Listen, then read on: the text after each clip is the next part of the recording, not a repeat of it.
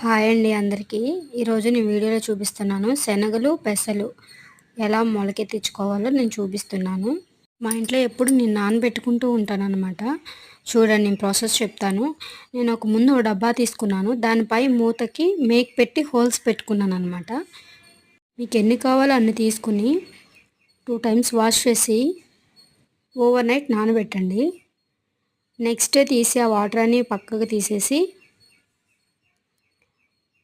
ఇప్పుడు వాటిని మూత పెట్టేసి 1 డే అలా ఉంచేయండి. నెక్స్ట్ డే మళ్ళీ మూత ఓపెన్ చేసి చూడండి.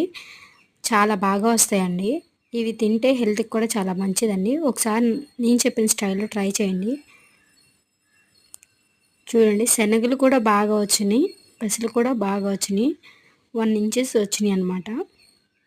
ఎర్లీ మార్నింగ్ తింటే చాలా మంచిది. ఒకసారి ట్రై చేయండి.